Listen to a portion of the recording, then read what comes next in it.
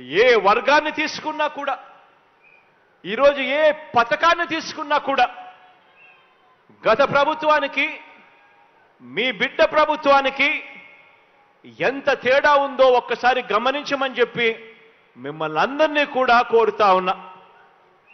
ఈరోజు ఆలోచన చేయమని కూడా కోరుతా ఉన్నా. ఈరోజు మీ బిడ్డ ప్రభుత్వం అక్షరాల ఎవరి ప్రభుత్వం అంటే ఆ నిరుపేదల ప్రభుత్వం, మీ బిడ్డ ప్రభుత్వం అని ఈరోజు గర్వంగా కూడా నేను చెప్తా ఉన్నా. ఈరోజు పేదల మీద ప్రేమ, పేదలకు తోడుగా ఉండాలి అని తపన ఈరోజు అర్థం చేసుకున్న ప్రభుత్వంగా ఈరోజు మన అందరి ప్రభుత్వంలో అడుగులు పడ్డాయి.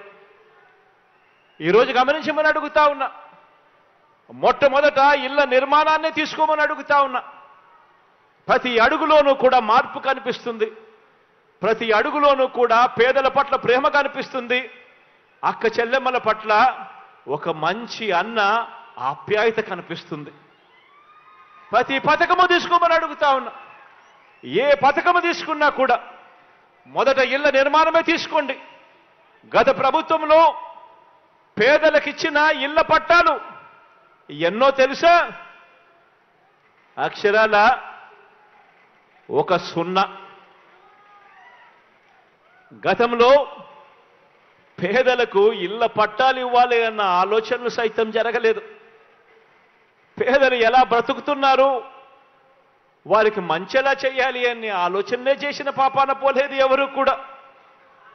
ఈరోజు మనందరి ప్రభుత్వంలో, మీ బిడ్డ ప్రభుత్వంలో, ఈరోజు మీ జగనన్న ప్రభుత్వంలో నా అక్క చెల్లెమ్మల కోసం మీ జగనన్న పంపిణీ చేసిన ఇళ్ల పట్టాలు అక్షరాల 31 లక్షల ఇళ్ల పట్టాలు ఈరోజు పంపిణీ చేశాం.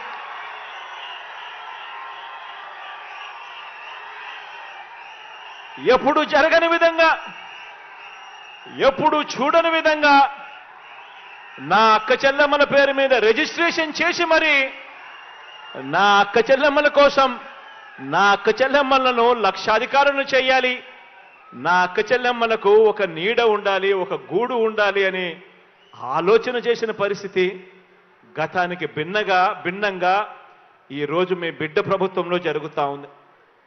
31 లక్షల ఇళ్ల పట్టాలు పంపిణీ చేశాం.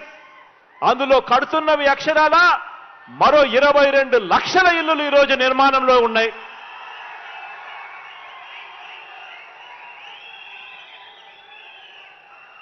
నిజంగా ఆశ్చర్యం అనిపిస్తుంది.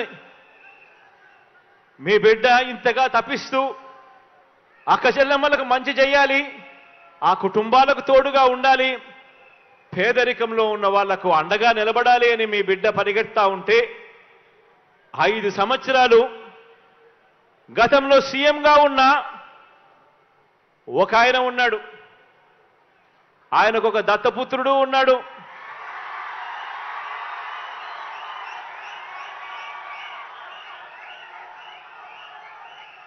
ఆ దత్తపుత్రుడు, ఆ దత్త తండ్రి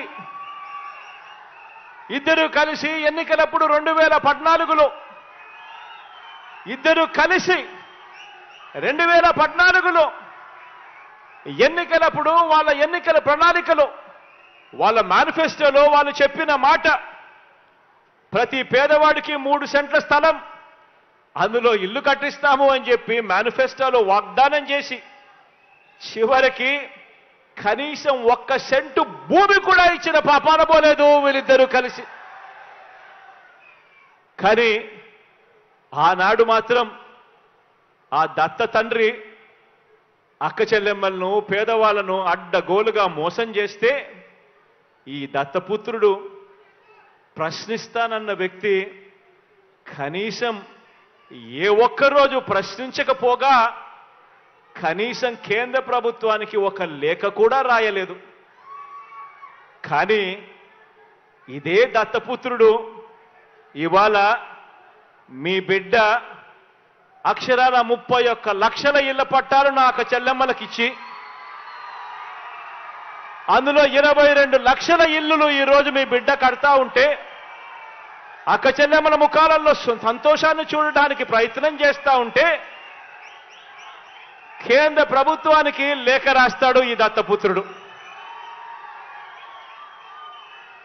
పేదలు కట్టే ఇళ్లల్లో, పేదలకిచ్చే ఇంటి స్థలాలలో అవినీతి జరిగిందట అని చెప్పి రాస్తాడు ఈ పెద్ద మనిషి.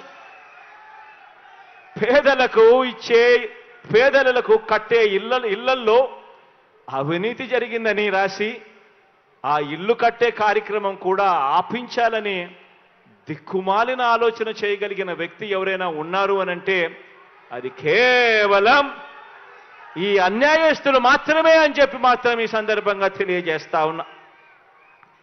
ఈరోజు అవినీతిపరుడు చంద్రబాబు అని చెప్పి సాక్షాత్తు కేంద్రానికి సంబంధించిన ఇన్కమ్ ట్యాక్స్ డిపార్ట్మెంట్, అవినీతిపరుడు చంద్రబాబు నాయుడు అని చెప్పి సాక్షాత్తు కేంద్రానికి సంబంధించిన ఈడీ, వీరిద్దరూ కూడా బాబుకు సమన్లిస్తే కోర్టులు కూడా దాన్ని నిర్ధారించి అవన్నీ కూడా పరిగణలోకి తీసుకుని ఆ చంద్రబాబును జైల్లో పెడితే జైలు దగ్గరికి వెళ్ళి ఈ దత్తపుత్రుడు ఈ దత్త తండ్రిని పరామర్శిస్తాడు.